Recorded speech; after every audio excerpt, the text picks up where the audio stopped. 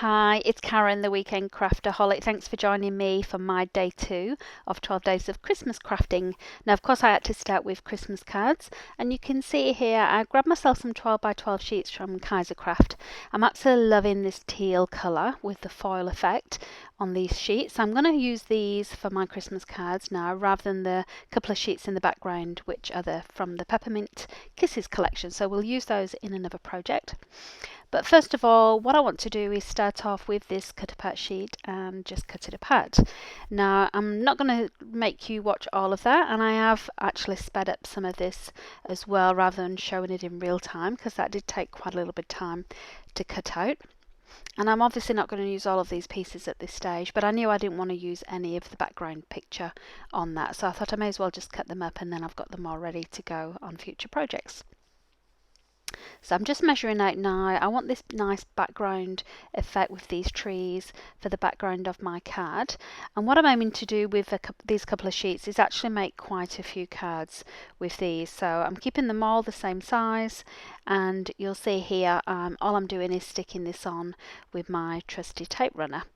So that goes on nice and quickly, and then like I say, because this paper has got the foil effect, I feel like it just already does the work for me really. I don't need to worry about any painting or marking or inking. I'm just going to use that pattern paper. So I've just been looking through the die cuts now, just trying to decide which one I want to use, and because the colour obviously is very similar to the background, I'm just going to back it with some scrap paper, some white paper. I do obviously have that white frame around my card anyway, as you can see, so the white frame around the die cut just mimics that as well for some consistency. I have applied just some old foam backing just so it raises off the card slightly, and that card is done. So time to move on to card number two. And you can see I'm using the other side now of this this scrap paper that we started to use, and just roughly cutting that out so I can then measure it to size. Now, whilst I'm doing that and you're watching that, I just want to say with my 12 days of Christmas, I don't think I actually mentioned in my intro yesterday, but I want to try and keep these nice and very quick. Really 5 minutes, 10 minutes max. I know it's every day and it's a big commitment on everyone's time, so I want to keep them nice and succinct and easy to follow. So that's why you can see this is super speeded up, because it is just really applying die cuts or cut apart sheets and pattern paper to these card fronts. But I did want you to see just how effective it is to make very similar cards that are slightly different. This is all going to go to the same family, so they're all going to see the cards and they're all going to be very similar, almost as though they were in a pack, a matching pack themselves. And I love having that consistency with cards that I send. So for this one, although yes I do have the white border again, because the pattern paper doesn't have any of that metallic silver, I've decided to back it with some plain metallic silver instead, just again to bring out that little bit of sparkle and sunshine. Again, I'm backing it on some of this. This is children's foam. I find it's a lot cheaper to buy than the adhesive foam, and I can just obviously apply my adhesive on both sides of it. So again, that's just going to help to raise it off slightly.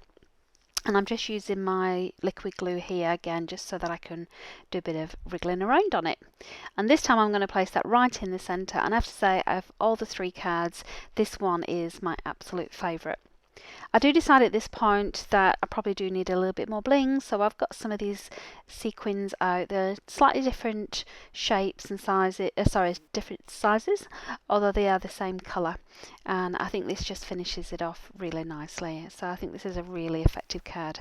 And although I have sped that up, it probably did only take 5 minutes to make.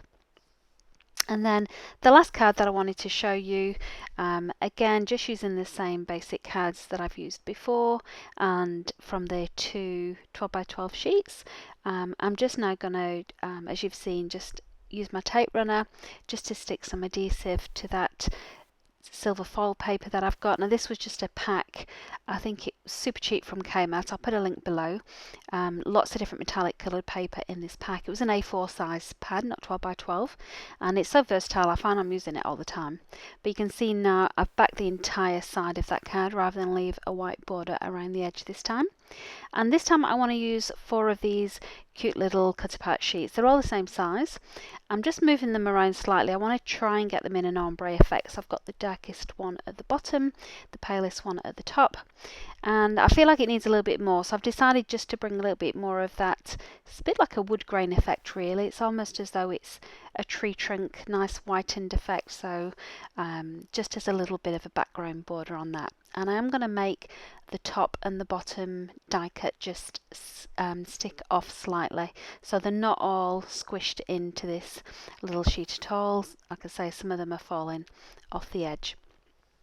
And then again, once I've done that, I will just apply some more of my tape runner just to stick it on there, nice and tight, not using any of the foam this time to raise it up. I think there's enough detail with the many die cuts that I've got in there, but I am adding the sequins again. And then that will be my 3 cards done. So I would say these 3 cards took me half an hour in total to do. I did realise after I stuck this down that I wanted to make a bit more of effect with the colour, so I do quickly take that off, and that's one of the things I love about this tape runner. You can remove it for a short time afterwards, and I'm just using some of this Catherine Pooler ink just to put a little bit of colour on the edges. It just seemed a little bit too white, so again just wanted to bring some of that colouring in and really just adding some highlights on that backing paper. I hope you've had the opportunity this year to make your own Christmas cards. It definitely is a great occasion if you're new to card making to splash out at Christmas time. Everyone loves to receive cards, right? And what better reason than Christmas? I hope you'll come back and join me tomorrow for day 3 of my 12 days of Christmas crafting. Until then, have a safe and festive time.